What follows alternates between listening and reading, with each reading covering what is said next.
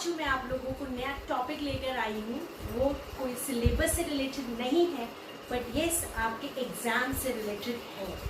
आज मैं वो 5 स्टेप्स बताऊंगी जिसकी वजह से I have qualified CSIR NET with a 30 rank and GATE with a 100 rank, and I have qualified TIFR, I have qualified BARC, as well as I have qualified UP PhD, MSc exams, PhD exams। तो मैंने ऐसा क्या किया था जिसने मुझे help किया to qualify these exams. देखिए मैं आपको बताऊँ, बहुत सिंपल है। 5 स्टेप्स हैं जो हर एक कोई भी एग्जाम है, तो मैंने इन एग्जाम्स का नाम लिया, चाहे आप नीट की प्रिपरेशन कर रहे हैं, चाहे आप IIT जैम की प्रिपरेशन कर रहे हैं, चाहे आप किसी बड़े एग्जाम की प्रिपरेशन कर रहे हैं, ये 5 स्टेप्स का होना आपकी लाइफ में बहुत ज़्यादा इम्पॉर्टेंट है। अब पहला स्टेप क्या है? देखो पहला स्टेप है मोटिवेशन।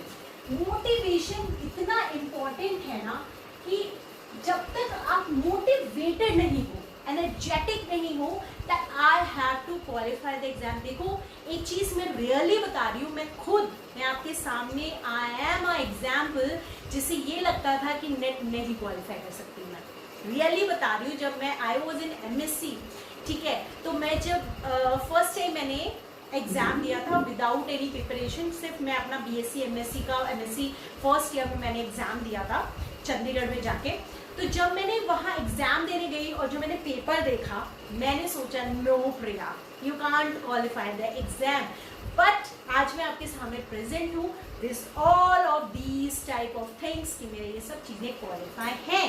तो कैसे हैं? देखो पहला होना चाहिए पॉजिटिविटी, मोटिवेशन, एनर्जी कि नहीं आई हैव टू क्वालिफाई। पहला तो दिमाग में यही होना चाहिए। देन सेकंड पॉइंट कि मोटिवेटेड होगे आप तभी कर पाओगे, डिमोटिवेट होते रहोगे तो कब करोगे। और हर एक की लाइफ में एक ऐसा दिन आता है जब वो हर चीज़ क्वालिफाई करने जाता है। तो पहला स्टेप है मोटिवेशन। फिर सेकेंड स्टेप है डिसिप्लिन। देखो ये सबसे ज़्यादा इंपॉर्टेंट है। मोटिवेशन आ गया मेरे अंदर, पर मैं डिसिप्लिन ही नहीं हूँ। आज तो मैं पढ़ रही हूँ, 3 दिन मैं नहीं पढ़ी। नो, आपको एक डिसिप्लिन मतलब ये नहीं आप टाइम टेबल, देखो टाइम टेबल सब बोलते हैं बट फॉलो नहीं होता है। देखो मैं रियलिटी और फैक्ट बता रही हूँ। डिसिप्लिन का मतलब ये है कि अगर आपने ये नियम बनाया है, ये आपने सोचा है कि मुझे एक चैप्टर पढ़ना है, ठीक है ना, एक चैप्टर तो कोई कंप्लीट नहीं कर सकता। जब आप स्टार्टिंग में अगर आप कोई कोचिंग ज्वाइन करते हो, मैं एक वीडियो ये भी बनाऊंगी कि कोचिंग और नॉन कोचिंग क्यों कोचिंग ज़रूरत है या कोचिंग की ज़रूरत नहीं है, इस पर भी एक अलग वीडियो बनेगी। अभी हम आज ये 5 पॉइंट्स जो हमें अपनी लाइफ में लेकर आने हैं हम उसके ऊपर बात करें। सेकंड पॉइंट है डिसिप्लिन। देखो डिसिप्लिन ये है कि मुझे अगर आज एक मैंने फॉर एग्जाम्पल फोटो केमिस्ट्री लिया, तो मेरे को फोटो केमिस्ट्री का मेरे को इतना पार्ट पढ़ना है ना, तो वो मुझे कंप्लीट करना है, चाहे मैं थोड़ा थोड़ा ही लूँ बट वो मुझे करना ही करना है। तो दैट इज अ डिसिप्लिन। आपको स्किप नहीं करना है कि आप आज 4 दिन मजे कर रहे हैं एंड देन आज बैठ गए, अरे नहीं यार मुझे तो क्वालिफाई करना है, मुझे पढ़ना है। नो, आपको 4 घंटे अपनी, देखो 6 आवर्स तो आपको चाहिए, ठीक है ना, 6 hours of self study, not coaching, not college, not university. आपकी खुद की सेल्फ स्टडी जो है वो बहुत इंपॉर्टेंट है, और वो आगे आपके डिसिप्लिन पार्ट में, हाँ मुझे एक डिसिप्लिन बनाना है और मुझे ये इसको क्रैक करना है। तो that is the discipline part कि मेरे को इतना पढ़ना ही पढ़ना है। Next third one is revision. अब मैंने डिसिप्लिन कर लिया, ठीक है, मैंने सोच लिया कि आज तो मुझे फोटो केमिस्ट्री करना था, मैंने फोटो केमिस्ट्री मैंने कर लिया, बट रिवीजन नहीं कर रही हूँ। मैं पढ़ती जा रही हूँ। आज मैंने रिएजेंट्स किए, आज मैंने सिंपल GOC कर ली, आज मैंने स्टीरियो पढ़ ली, और मुझे ये नहीं पता चल रहा कि रिएजेंट मैंने कब किया था, 2 महीने पहले किया था, रिएजेंट में चल क्या रहा है, मेरा दिमाग में रिएजेंट ही नहीं है। आपको क्या करना है, for example if you have 6 hours कि मैं 6 आवर्स के लिए जो भी मेरा एग्जाम है, फॉर एग्जाम्पल मैं CSIR NET के लिए प्रिपेयर कर रही हूँ, तो 6 आवर्स में थे 2 आवर्स, तो आपको आपके प्रीवियस जो भी चला था, आपने मान लो रिएजेंट से स्टार्ट किया था, तो मैं डेली के 4 पेजेस रिएजेंट को पढ़ूंगा।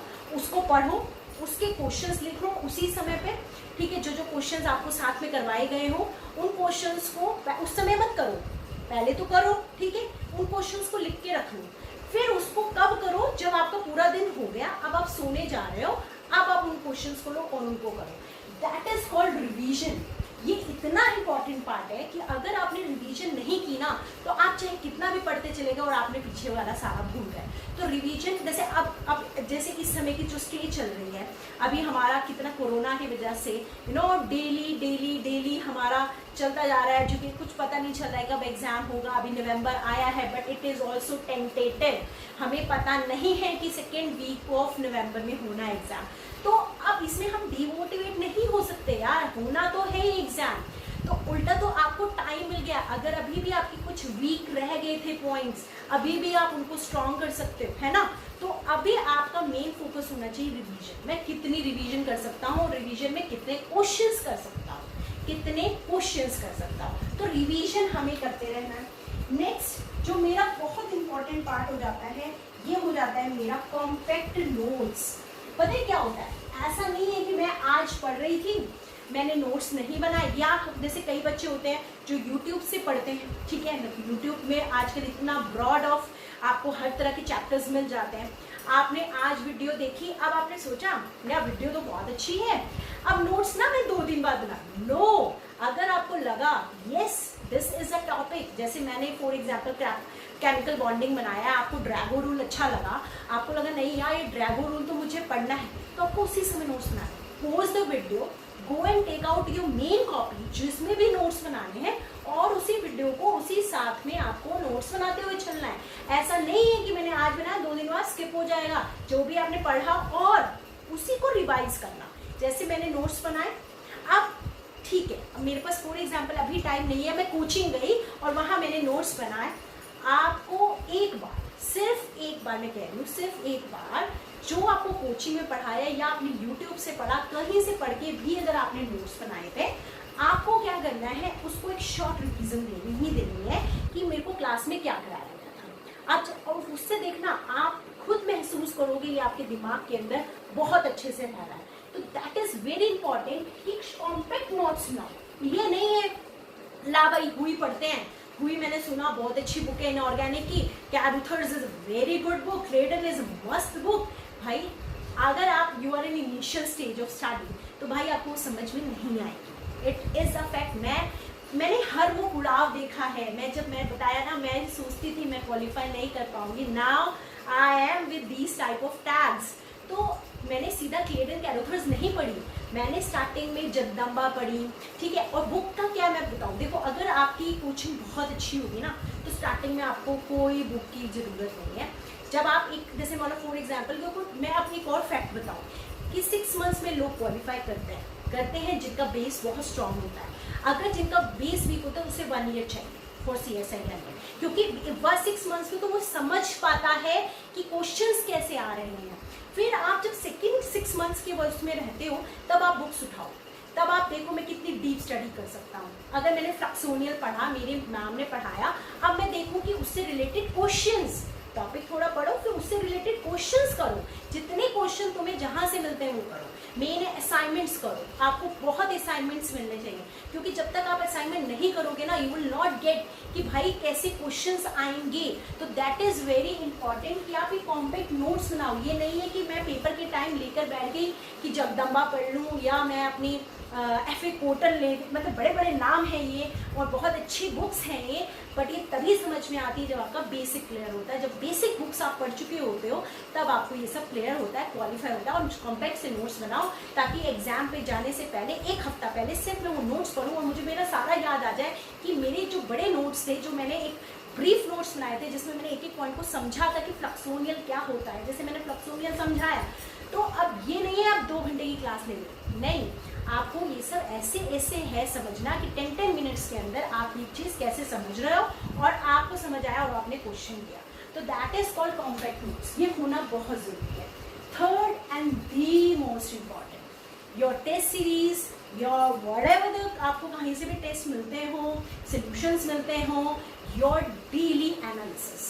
देखो डेली एनालिसिस आप शुरुआत में नहीं कर सकते हैं जब आप प्रिपरेशन कर रहे हैं। ये मैं इन चीज़ की बात कर रही हूँ कि आप प्रिपरेशन कर चुके हैं, आपको अंदर थोड़ी सी डीमोटिवेशन आ रही है, यार अभी क्या वही जब पढ़ना है, नहीं, अब जब तक क्रैक नहीं करना है। देखो मोटिवेशन है, हमें कुछ करना है, जब तक हाथ में कोई चीज़ नहीं आ जाने, वी कांट लीव। तो that is the daily analysis. आप फॉर एग्जाम्पल, मेरे को लग रहा है कि स्टीरियो केमिस्ट्री मुझे बहुत अच्छी आती है, बट आपको मैं रियल बता रही हूँ, जब तक आप क्वेश्चन नहीं करते ना, अगर आप स्टीरियो केमिस्ट्री के 100 क्वेश्चंस जो भी आपको दिए गए हैं आपके असाइनमेंट्स में, आपके टेस्ट में, जब तक कि वो सही नहीं होते हैं, आपने अभी भी प्रिपरेशन आपकी वीक है, आप नहीं क्वालिफाई कर पाएंगे। पर अगर आप वही क्वेश्चंस अच्छे से कर पा रहे हैं, फर्स्ट अटेम्प्ट में कर पा रहे हैं, यस अब आपका, और देखो फर्स्ट टाइम में कोई नहीं कर पाता, ठीक है ना, मेरे भी अच्छे मार्क्स नहीं आते थे, बट जब आप अच्छे तरीके से जब बहुत क्वेश्चंस करने लग जाते हैं तो यस आपके अच्छे मार्क्स भी आते हैं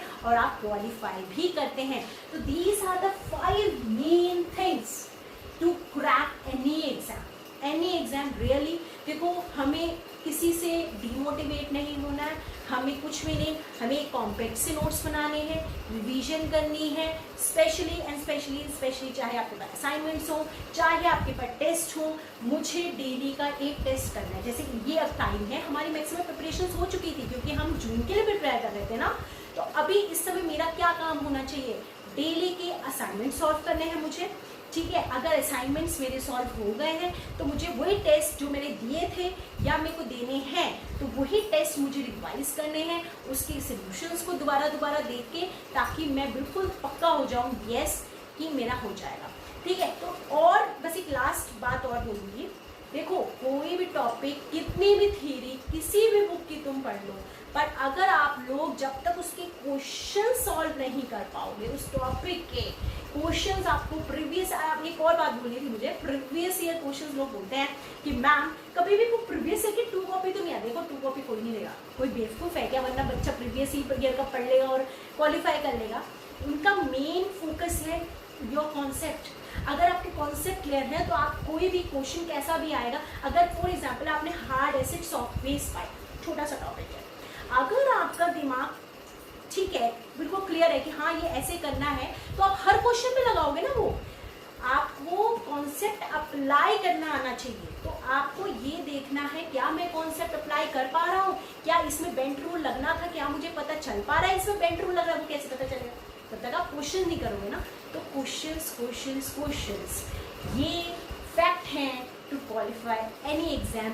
होप कि आपको कुछ मोटिवेशन मिला होगा और कुछ एनर्जी मिली होगी टू क्रैक दीज एग्जाम्स, ठीक है। फिर अब नेक्स्ट वीडियो में मिलते हैं कुछ डिफरेंट से टॉपिक के साथ। Hope you will like the video. Thank you.